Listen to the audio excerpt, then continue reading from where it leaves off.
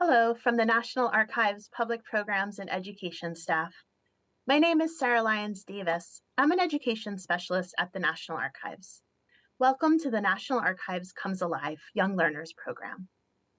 Today, we meet Deborah Sampson Gannett, one of a handful of women who fought in the Revolutionary War disguised as men. Deborah Sampson was a descendant of Pilgrims Miles Standish on her father's side and William Bradford on her mother's. In 1781, she enlisted to serve in the Fourth Massachusetts Regiment under the name Robert Shurtlieff. She received multiple sword and bullet wounds and received an honorable discharge in 1783. She was the only woman to earn a full military pension for participation in the Army. Deborah Sampson is portrayed by actor and artistic director Judith Kalaora from History at Play. The National Archives has many records related to Revolutionary War veterans. These images are from the National Archives catalog. They include images from the Revolutionary War pension application of Deborah Sampson Gannett. By the time she applied for the pension, you can see she was married and went by the name Deborah Gannett. The first page includes her name as well as her alias soldier name, Robert Shurtlieff. Her entire application is 64 pages long and includes a letter dated 1818 outlining her service and her need for a pension. And on this slide, for our education-specific resource, Docs Teach, you see an educational activity for Deborah Sampson. In this activity, students can analyze her letter for clues about the experience of a woman serving in the Revolutionary War disguised as a man. As you see in the image, the letter has parts of the text spotlighted to help students analyze the document. And this document is Gannett's sworn testimony that she served as a private soldier in the War of the Revolution. It states she is in such reduced circumstances as to require the aid of her country for additional compensation. Her testimony is part of her application for a larger federal pension from the U.S. government. It references her service record was lost during the burning of Washington by the British in 1814, and it provides a thorough accounting of her service in the Revolutionary War. Gannett was one of only 2 women to receive a federal pension, the other being Margaret Corbin. Our programs are brought to you from the National Archives Public Programs and Education team and the National Archives Foundation. You can find information for free teacher and student programs on the National Archives website, archives.gov, under Archives News, Upcoming Events, and if you follow the National Archives on social media. And now, let us give a warm welcome to Deborah Sampson Gannett.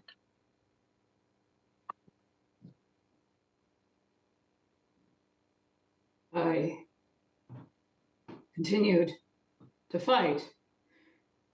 My leg was slow to heal due to the wound inflicted by this musket ball. Yet I continued to fight. I fought for 18 months. I was promoted to the rank of officer. I was made the personal assistant to General John Patterson. I was given my very own horse, and I was sent to Philadelphia on a special mission. The soldiers of the Continental Army had been released from service without payment, and they now rioted upon the city of Philadelphia. The Massachusetts Fourth Regiment was sent to stop the rebellion, yet as we traveled, a fever tore through our camp. My fever rose, and I fainted. And before I was able to regain my consciousness, I had been taken to hospital, where one Dr. Barnabas Binney began to examine me. He felt my neck for a pulse. He felt my chest for a heartbeat. and he felt the bindings wrapped around my woman's chest. The bindings were obvious upon physical examination, and the doctor realized that the poor dying boy who lay before him was a poor dying woman. The doctor had a choice: to expose my identity or to conceal it. The doctor chose to conceal. The doctor brought me to his home. There he, his wife, and a nurse by the name of Mrs. Parker tended to my wounds. They said I needed constant supervision. There are no visitors allowed. And after several weeks in their care, my fever finally broke. And I recuperated my health once more. And the doctor agreed to release me, but not before first asking one thing of me. Deliver the letter. Oh, what could this letter possibly hold that would help me?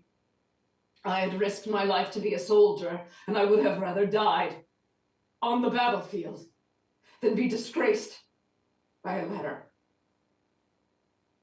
If the doctor had saved my life, and he had asked only one thing in return: deliver the letter.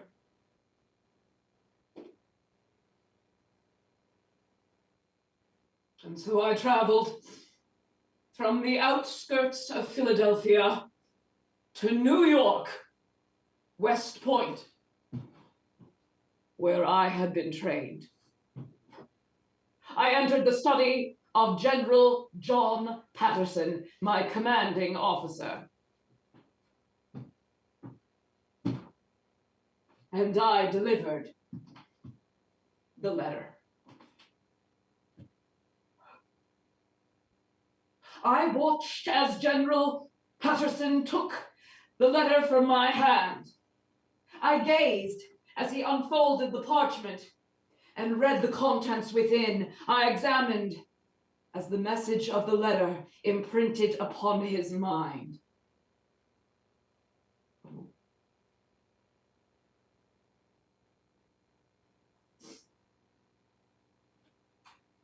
Can this be true?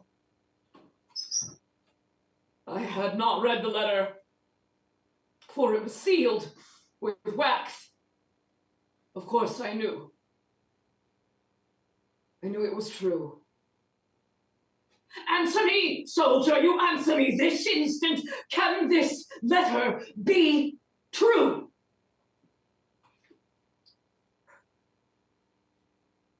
Yes, sir.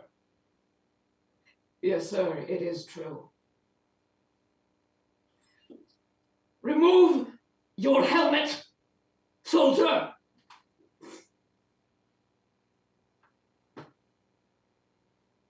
And he stared. General Patterson stared into my eyes, and still he could not see. What is your name, soldier?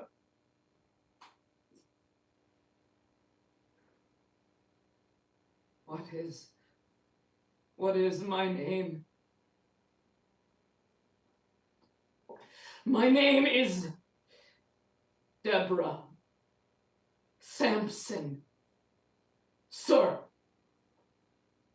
And I am a woman.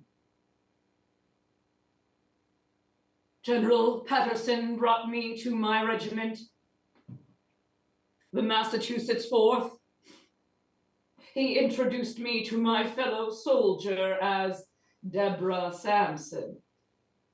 And my fellow soldiers, my brothers in arms, responded. It is good to see you again, Robert. General Patterson personally delivered a letter of honorable discharge signed by General Henry Knox. I thought I would be disgraced. I thought I would be imprisoned. I was honored,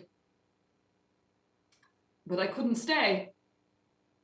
The Continental Army was the only family that I had ever known, and I couldn't stay. So I traveled back to the only home I had, Massachusetts. I wore what you see me in today, all that I owned in all the world, the wardrobe of a warrior. I went to the home of my mother, whom I had not seen for many, many a year. I knocked upon the door.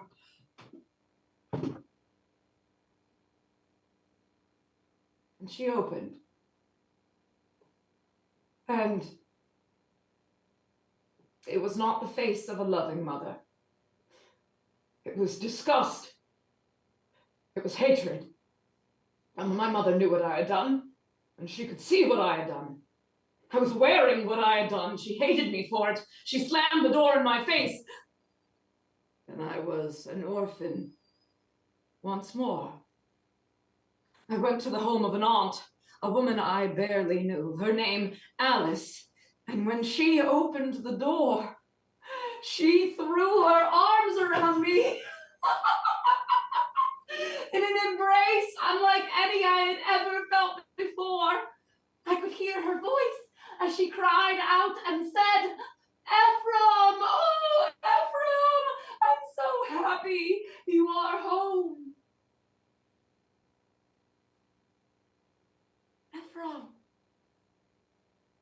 Ephraim is my brother.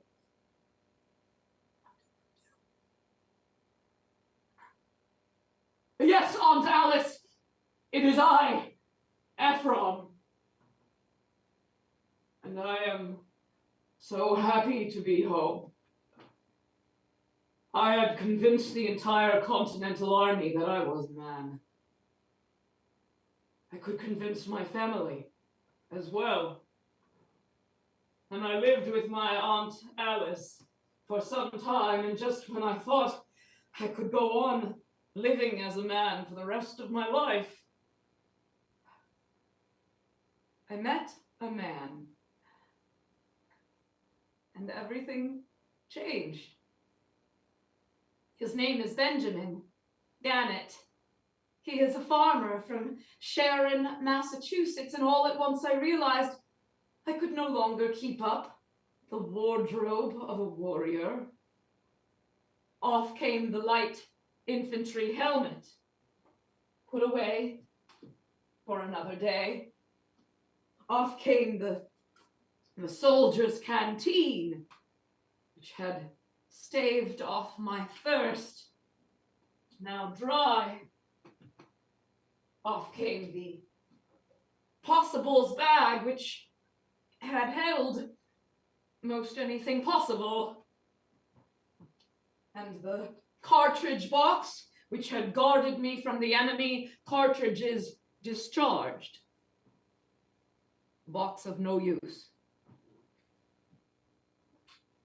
And my kit, my uniform, which I wear with pride and with honor.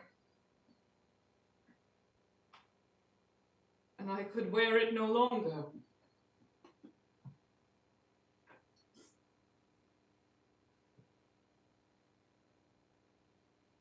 Benjamin and I, we were married on the 7th day of April in the year 1785. Together, we have 3 children. Our eldest, Earl. Our second, Mary. And our third,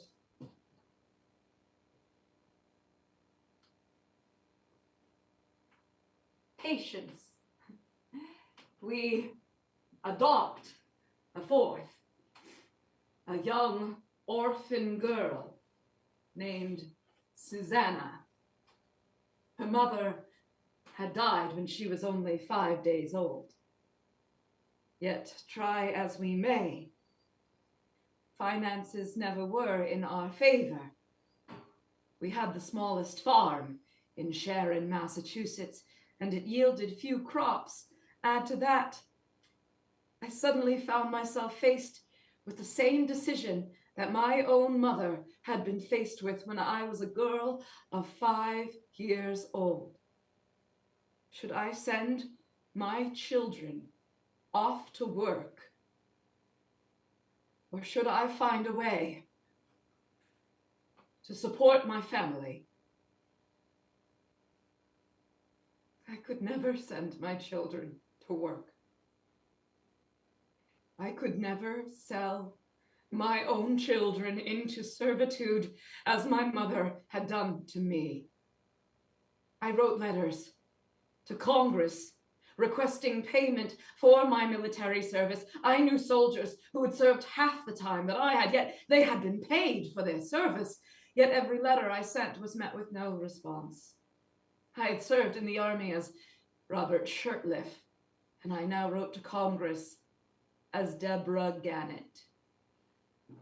It was confusing, to say the least. It seemed like all hope was lost until one day, finally, fortune turned to our favor and we got a new neighbor. And I do believe many of you may know him. He is from the old North End of Boston, Massachusetts, a talented silversmith and the fastest messenger in all the town. Some refer to this man as an express rider. Others refer to him as a midnight rider. This man's silver shop in Boston grew so successful that he purchased a copper rolling mill in a town called Canton, Massachusetts, which is next door to my town of Sharon. He living in Canton, I living in Sharon. We are neighbors. And his name is, I can hear you in there, you know, Paul Revere. You know Mr. Revere. Mr. Revere is my neighbor. And he realized that the rumors and the gossip about me, they are untrue. People said that I was a manly woman. They said I was too stupid to know my place. Well, look at me. Am I so manly? I'm smart enough to know that a woman is capable of so much more. Paul Revere wrote a letter on my behalf to our mutual congressman, and shortly after that letter was sent, I received a letter in return. A letter signed and approved by John Hancock, Governor of Massachusetts, first signer of the Declaration of Independence, and Governor Hancock awarded me payment for my military service. And not only would I receive payment, but also a pension. I am the very first woman in all of the United States of America to receive a full veteran's pension. I received $4 every month, but I petitioned. I got it raised to $6. Yet I do not want to rely on Congress to support my children. I want to support my family. And so once more, I reject my role as a woman and I begin to speak. I give speeches about my experience in the military. I toured the northern United States of America, Massachusetts, Connecticut, Rhode Island, Pennsylvania, and New York. And everywhere I speak, they call me the American heroine. I am the very first female American professional speaker.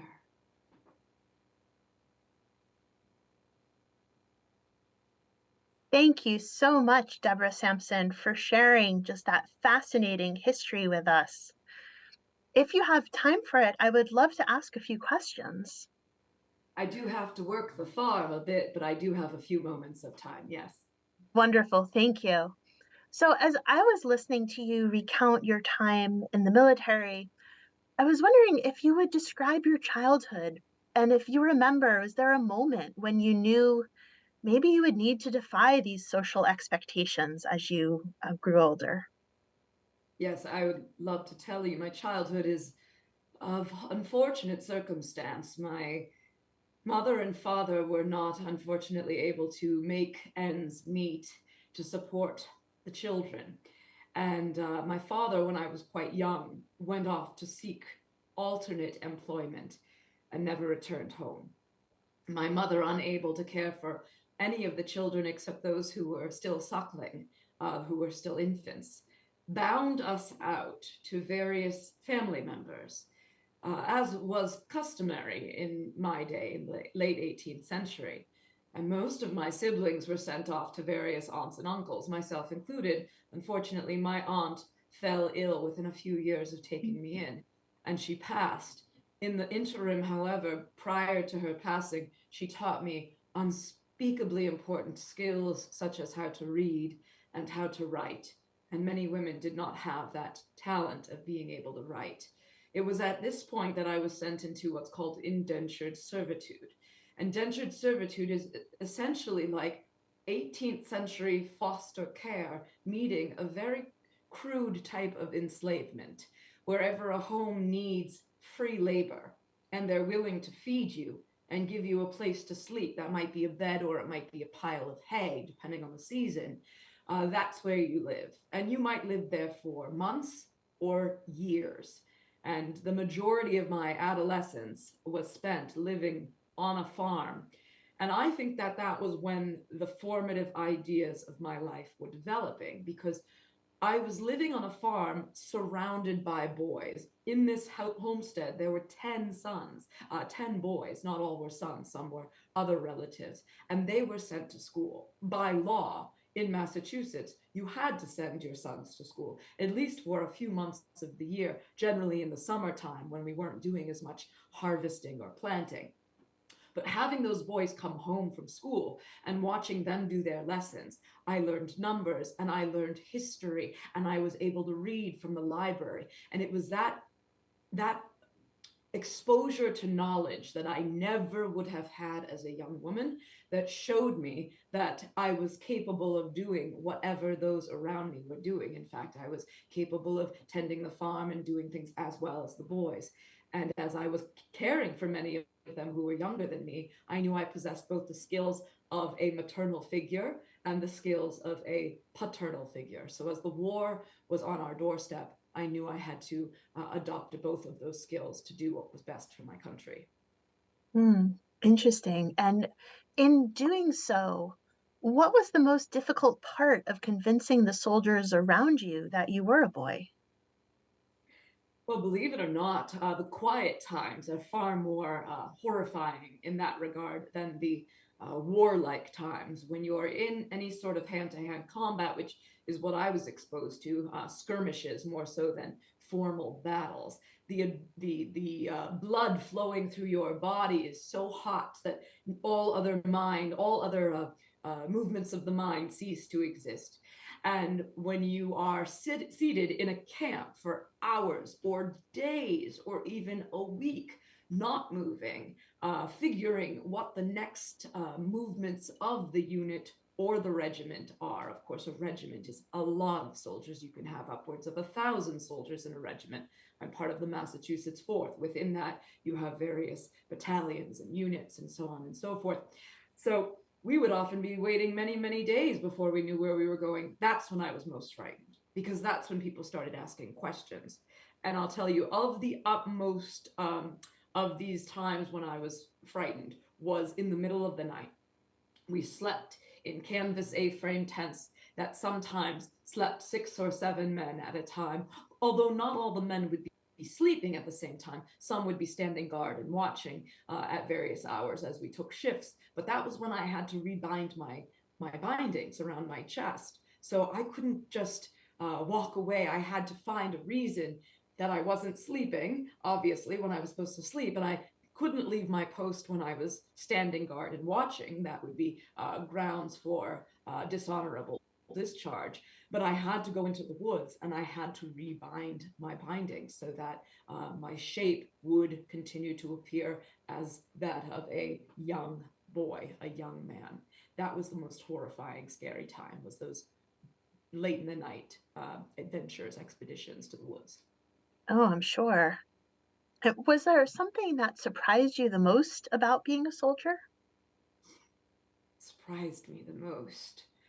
Respect, how much respect a person can be given. I Mhm. never knew respect. I never knew anyone looking at me with any sort of esteem. I never knew anyone looking at me with any sort of um, admiration, like they were hoping they could be like me someday. That as a soldier, it was the opportunity, the prospect of a true career, which is not afforded to a young woman in the late 18th century. Mhm. And when you speak about respect, when you returned to Massachusetts after the war, how were you treated by the community? Well, there was a lot of, as I mentioned, gossip and rumors, manly, brute, too stupid to know their place in society. And all of these things were being said by people who had never actually met me, but they've heard through the grapevine what I had done. It unfortunately didn't help. The circumstances weren't helped by my mother. My mother and I had had a falling out, not because she bound me out, because in the depths of my mind and my heart, I know she would not have bound me out had she not had to bound me out. But when I turned 18 and my indentured servitude was legally terminated, was legally ended at that time, she approached me for the first time in years and said, "I found a suitor for you, Deborah, so now you'll be married." And I told her that I had been a slave and a servant since I had been 5 years old, and I certainly was not going to have a master at any other point in my life. And therefore, I refused to wed what they call a masterless woman. Of course, I didn't realize that that would change in some years' time. We never say never, of course. But that experience that I had with my mother going back to try to make amends, it ended very poorly. And she was quite ashamed that I had brought disgrace upon the family. And my family's motto is disgrace is worse than death. So I believe my mother would have preferred that I had been lost on the battlefield, as much as I hate to say it, than come back and make myself public. And I do believe she made some of her feelings known to others around her in the community, and word did spread because of those rumors around the community. Neighbors would speak about me, whisper as I walked by. My children were bullied when they were young. They never spoke about the fact that I had served in the army.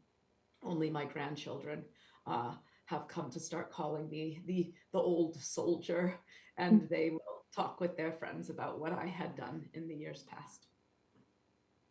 And when you mention speaking about your past and your service in the military, why did you decide to go on a national lecture tour?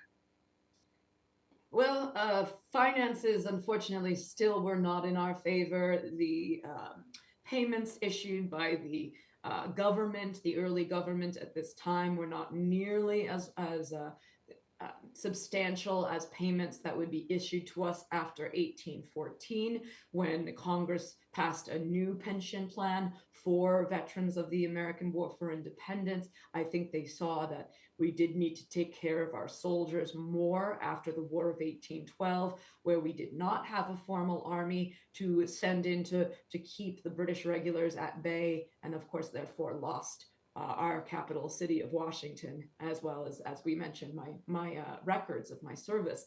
So thereafter, Congress really began to see the importance and the impact of caring for its soldiers and its veterans to ensure we had a military that would be ready, a standing, professionally trained military that would be ready to fight at a moment's notice, because it became evident we needed that. Now, that said, I went on this tour because I wasn't receiving enough income to support not only my four children, of course, one adopted, but we also have a domestic who lives with us by the name of Patience Payson, who is a part of our family. She's been with us for decades now, and we support her as she is one of the family within the household. And I needed more money, and there was a gentleman called Herman Mann who had heard of my story with quite an Kalaora, he had interviewed me for several hours. He wrote a book called The Female Review, and then he asked me if I would consider doing a book tour to advertise that this book was going to be released. I could give a speech that he himself would pen,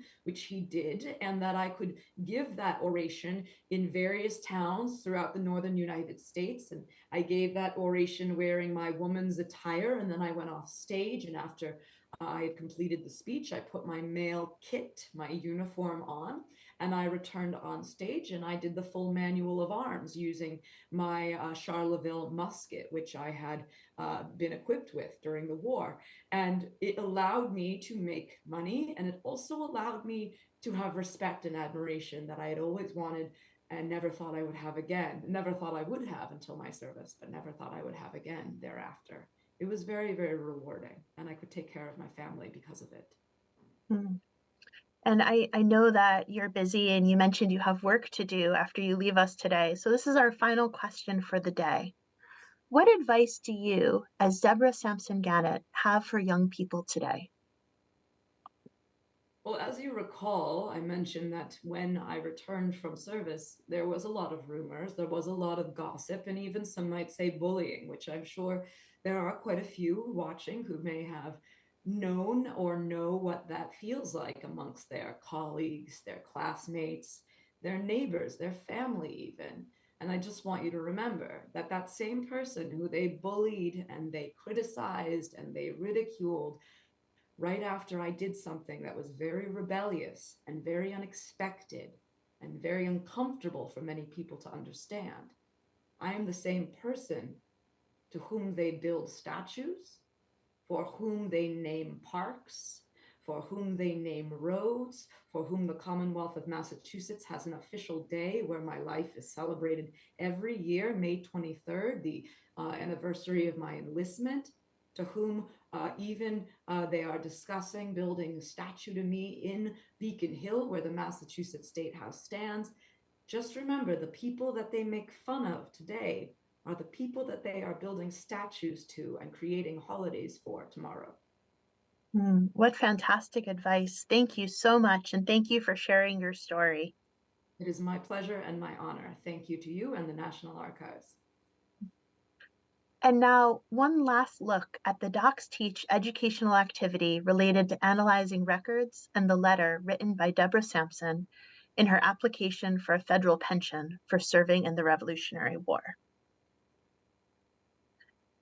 And I hope you can join next month for our Young Learners program with George Washington Carver, agricultural scientist, educator, and inventor. Thank you all for participating in our program today.